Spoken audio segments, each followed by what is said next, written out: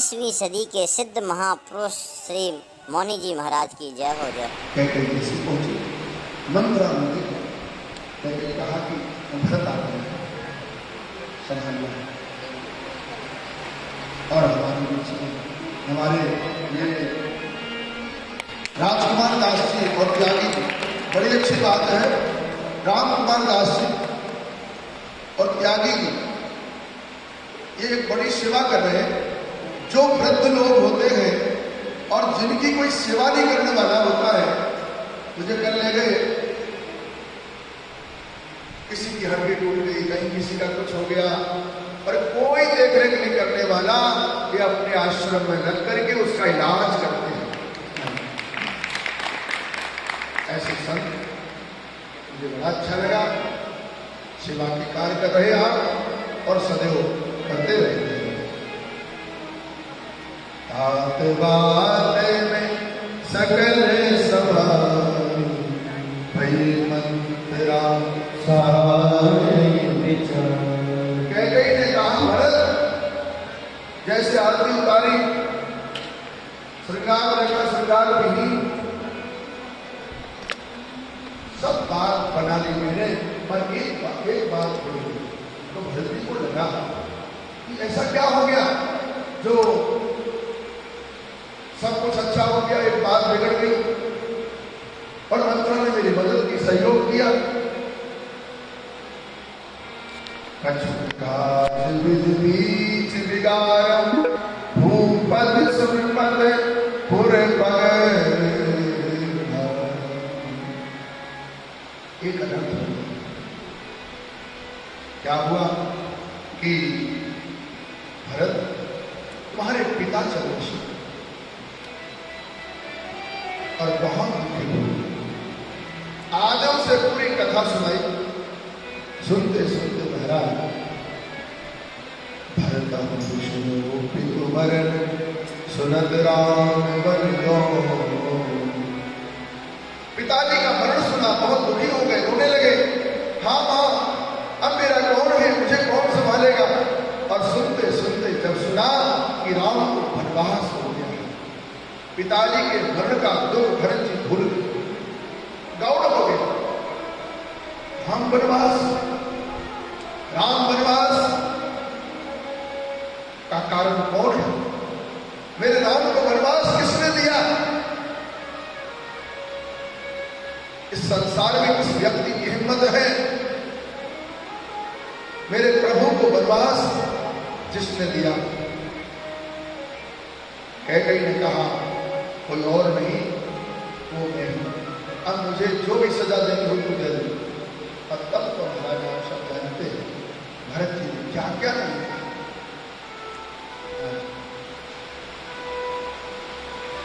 आग लगाने का जो पाप लगे, अगर मेरे मन में तनिक भी राज्य की इच्छा हो, वो पाप मुझे नहीं। गर्भवती स्त्री के अंदर कोई जो गर्भ हत्या करता है, वो पाप मुझे नहीं। पर क्या क्या नहीं, जीव खींच लूंगा। लेकिन भरत जी को लगा कि राम जी क्या कहेंगे, अगर मेरा बस चलता तो तुझे मैं गला दबा करके मार दूंगा। इस संसार में मैंने जन्म क्यों लिया, और जन्म लिया तो तू मेरी मान लो, राम को वनवास क्यों दिया? मैया तेरे कांटा की मन में रसिया भेज गई मन में रसिया भेज गई मन में। मानी तेरे ओ मैया तेरे कांटा की मन में रसिया भेज गई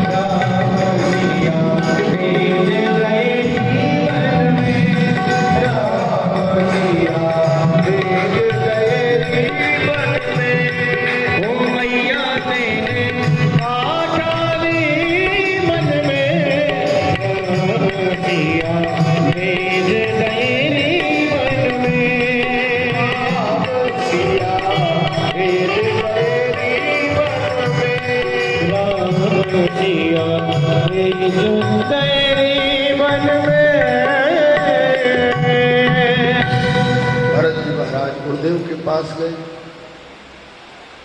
बहुत रो रहे थे भरत जी।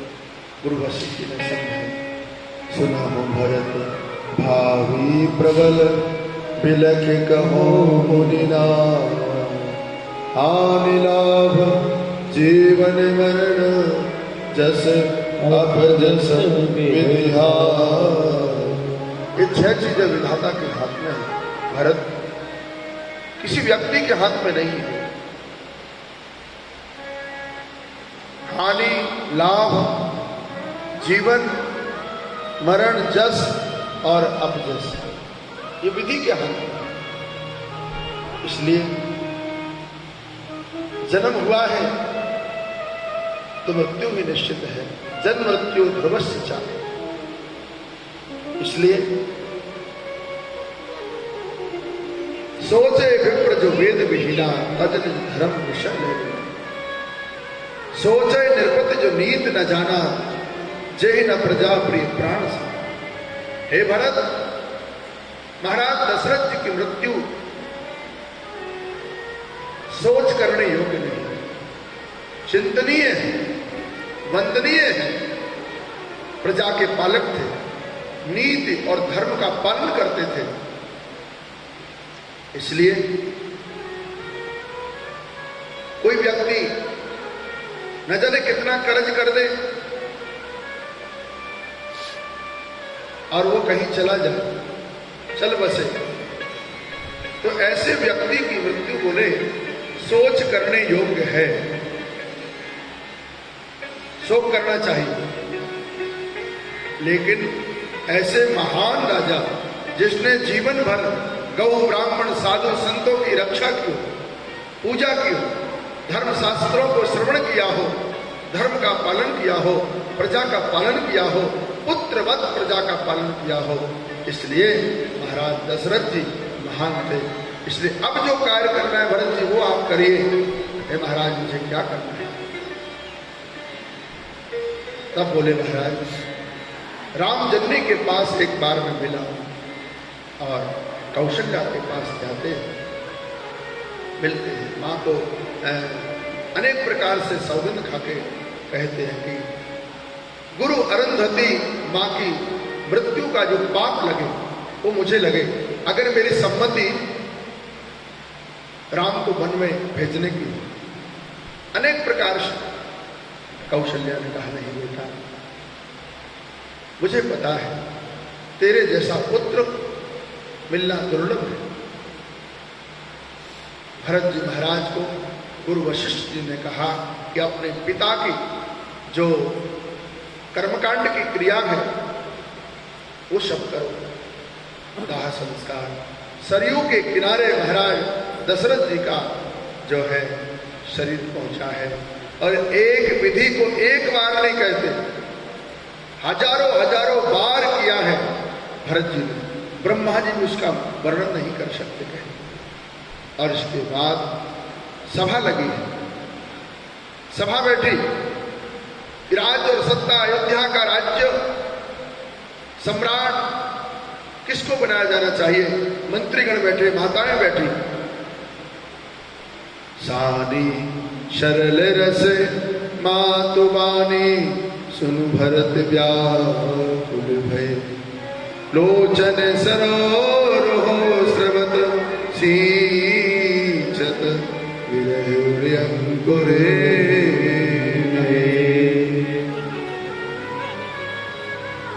गुरु वशिष्ठ जी ने कहा कि पिता जिसको गद्दी दे उसे राज्य करना चाहिए।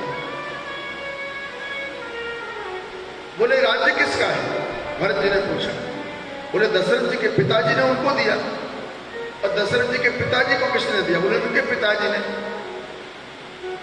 मूल में अगर परंपरा को देखेंगे तो ये संपत्ति परमात्मा की है, ये गद्दी परमात्मा की है, सब संपत्ति रघुपति की। हे महाराज, ये जो कुछ भी है मेरा कुछ नहीं। और एक व्यक्ति बीमार हो, रोगी हो और कुपथ का भोजन करे, जो डॉक्टर वैद्य उसे मना करे तुझे नहीं खाना चाहिए, बस मेरी भी दशा वही है। और कहीं कोई व्यक्ति अंधकार में भटक गया है, और कहीं प्रकाश उजेला दिखाई दिया भी और मालूम पड़ा कि उजेला नहीं, वो शेर की आंखें चमक रही थी। मेरे जीवन में अंधकार है, चारों तरफ दुखी दुख महाराज। इसलिए आप जरा सोचिए, भरत जैसे व्यक्ति को राज्य देने की बात जब शुरू हुई, प्रारंभ हुई, गद्दी पर बैठा भी नहीं और उस जगह इतने बड़े अनर्थ खड़े हो गए, पिता की मृत्यु हो गई, मेरे बड़े भाई जो परमात्मा हैं, ईश्वर हैं, भगवान श्री राम को वनवास की यात्रा दी थी। इसलिए अगर मेरे जैसा कोई राजगद्दी पर बैठेगा तो निश्चित ही ये पृथ्वी रसातल को चली जाएगी। इसलिए महाराज मैं नहीं चाहता हूं भरत, क्योंकि आपके पिता ने आपको राज्य दिया है, सबने बहुत, अब आप देखें, विचार करें, धृतराष्ट्र के पुत्र सिंहासन के लिए लड़ रहे हैं, पांडव धर्म के लिए लड़ रहे हैं और अयोध्या समर्पण के लिए, त्याग के लिए लड़ रहे हैं। संपूर्ण अयोध्या जहां त्याग है, समर्पण है, हमें गद्दी नहीं चाहिए। बड़ा भाई कह रहा नहीं भरत तू राजगद्दी संभाल, छोटा भाई कह रहा नहीं प्रभु सब आपके द्वारा ही सुंदर और शोभित लगता है, मुझे नहीं, मुझे गद्दी नहीं चाहिए। तो लोगों ने कहा कि आप गद्दी पर नहीं बैठेंगे, राम 14 वर्ष वनवास में हैं और इसको राज्य व्यवस्था को कौन चलाएगा। कहा कि देखो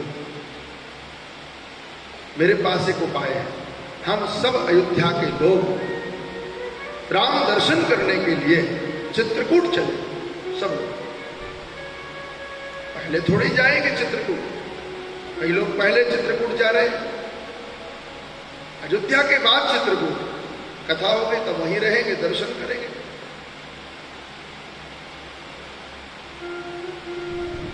भरत जी ने कहा कि सब लोग चित्रकूट चले और जो भी राज्य की सामग्री है,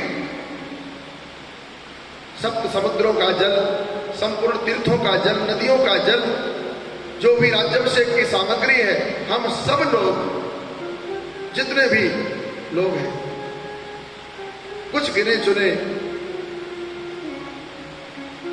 सैनिक अयोध्या की रखवाली के लिए रहेंगे और हम सब चले। अयोध्या के लोग तो व्याकुल हो रहे थे, मछली की तरह तड़प रहे थे कि राम दर्शन कब हो जाए। और सच में राम दर्शन कोई संत ही करा सकता है, और भरत संत है। भरत जी ने कहा कि हम सब चले राम दर्शन के लिए और सब सामग्री लेके चले। माताओं की पालकी तैयार हुई है, गुरु वशिष्ठ जी के लिए पालकी तैयार हुई है, सेना, रथ, घोड़े, अनेक प्रकार की सामग्रियां।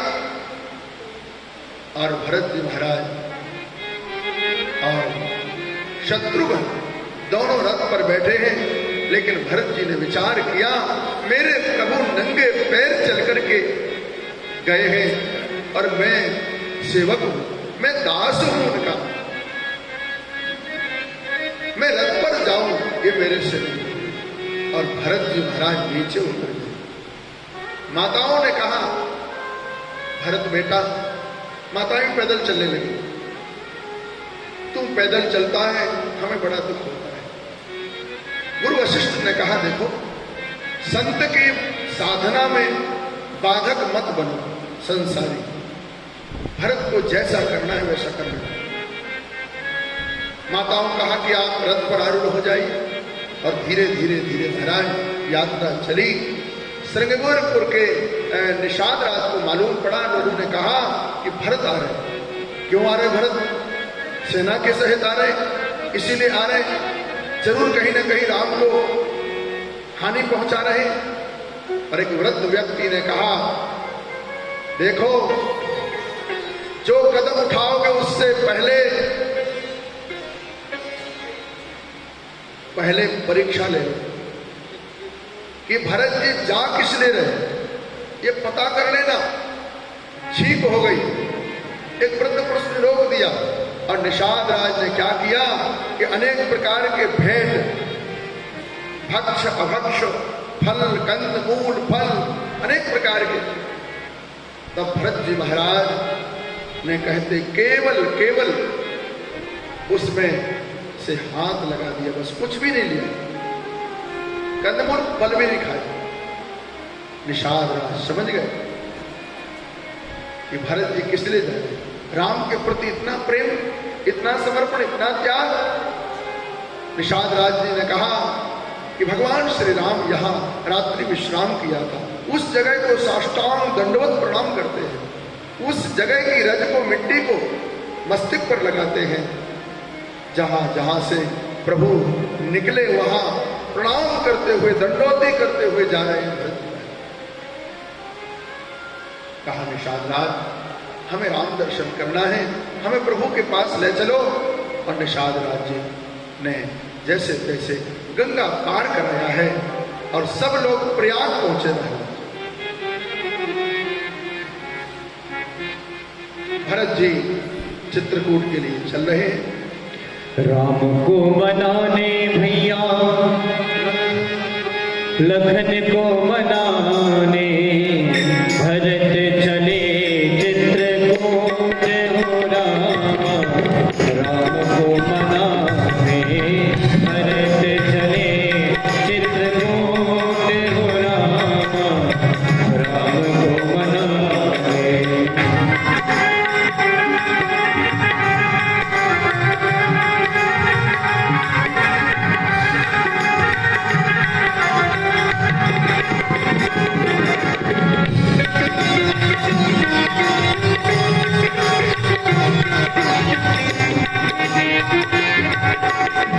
तने पुलकित यति सजल नयन भर। तने पुलकित यति सजल नयन भर। सिर पर रखा जटाजूट हो रामा। राम को मनाने भरत चले चित्रकूट हो रामा। राम को मनाने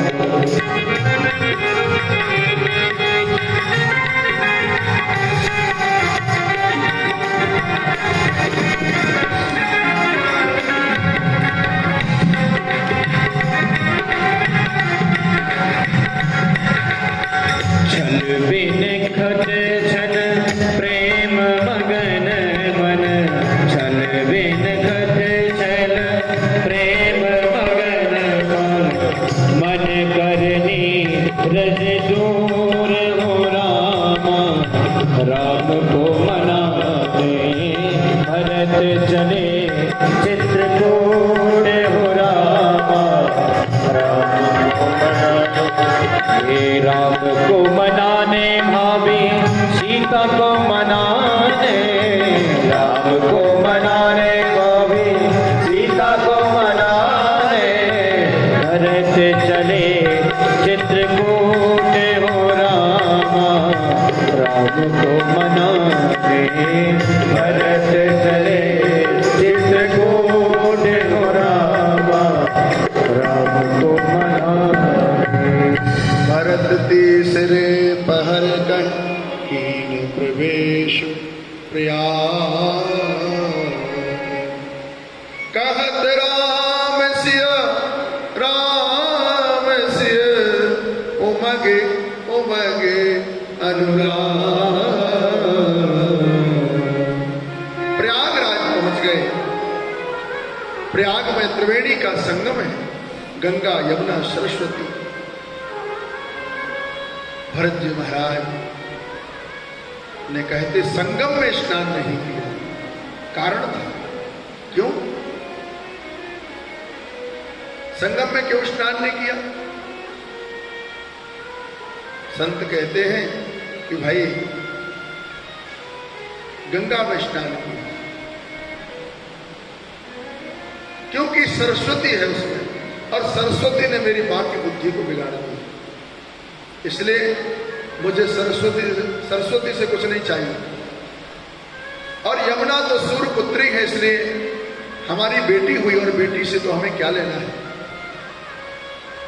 प्रयागराज से भागा, गंगा मैया से प्रार्थना करते हैं कि अगर कुछ देना है तो क्या दीजिए, अर्थ न धर्म न काम रुचि गति न चहो निर्वाण जन्म जन्म रति राम पद यह वरदान नहा। हे महाराज, हमें और कुछ नहीं चाहिए। अगर कुछ देना है तो राम चरणों में प्रेम प्रीति बढ़ती रहे, प्रगाढ़ प्रेम बढ़ता रहे और भरद्वाज जी के आश्रम में भरत जी महाराज जाते हैं। जैसे सुना, भरद्वाज जी ने बड़ा स्वागत सत्कार किया,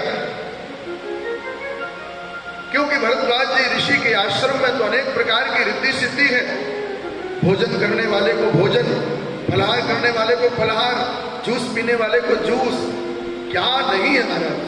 समृद्धि जैसे कोई चक्रवर्ती सम्राट स्वागत करता है, ऐसे भरद्वाज जी ऋषि ने विचार किया कि पहले तो राम आए थे, लेकिन अब अयोध्या का सम्राट भरत आ रहा है, राजा आ रहा है। इस राजा के साथ जो प्रजा है उन सबका स्वागत मुझे करना है। चातक रटन घटे घट जाए, बड़े प्रेम सब भात भला। तात भरत तुम सब विधि साधो, राम चरण अनुराग अगाधो। भरद्वाज जी कहते हैं, हे भरत, हर तरह से आप साधु हैं, आपके विषय में क्या कहें। आप धन्य हैं। भरद्वाज जी ने इतना स्वागत किया, लेकिन भरत जी ने कोई भी वस्तु ग्रहण नहीं की। और जैसे कि चंपा के बाग में भौरा निर्लेप हो जाता है, चंपा तुझ में 3 गुण, रूप रंग अरुपास, एक अवगुण ऐसो बसो, भौर न जावे पास। हे चंपा, तुझमें 3 गुण है, रूप भी है, रंग भी है, सुगंध भी है, लेकिन भौरा कभी पास में नहीं आता। बोले चंपा वर्ण है राधिका, भौर हरि को दास, यही कारण जाते नहीं भौर चंपा पास।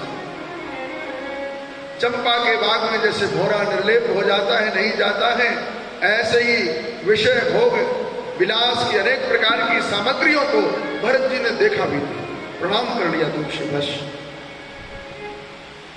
भगवान श्री राम आए थे तो भरद्वाज जी ने कहा था कि महाराज हमें कुछ सुनाइए। तब भगवान ने भरत चरित्र सुनाया था। तो भरद्वाज जी ने कहा कि प्रभु और सुनाइए। तब भगवान ने कहा, भरद्वाज जी, संसार में मुझसे व्यक्ति कोई कुछ भी मांग ले, पर कोई व्यक्ति कहे कि व्यास पीठ पर बैठ करके भरत चरित्र सुनाओ, तो राम जी कहते हैं ये कार्य मेरे से नहीं हो सकता है। मैं सब कुछ कर सकता हूं, पर भरत के चरित्रों को मैं नहीं सुना सकता, इतना सामर्थ्य मेरे अंदर नहीं। भरद्वाज जी कहते हैं, आज मुझे ऐसे लग रहा है कि प्रकृति में सबसे पहले फूल आते हैं, फूल, और फूल के बाद फल आते हैं, लेकिन आज मेरी समझ से सब बाहर है, मुझे समझ नहीं आ रहा। संत दरस का फल है भगवत दर्शन, लेकिन तुलसी बाबा कहते हैं भगवत दर्शन का फल है संत दर्शन। भगवान की जो आपने पूजा की, आराधना की, और तब कहीं संतों का दर्शन होता है, ये निश्चित है, ये तो पक्का है। क्यों? हम लोगों ने 9 दिन कथा सुनी, और भगवान की 9 दिन कथा सुन करके उस कथा का फल होगा संतों का दर्शन। हजारों की संख्या में यहां संत आएंगे और उनका दर्शन, भोजन परोसा जाएगा, माला पहनाई जाएगी संतों को। हमारे गुप्ता जी लगभग 1200-1500 माला बनारस से लाए, 1200-1500।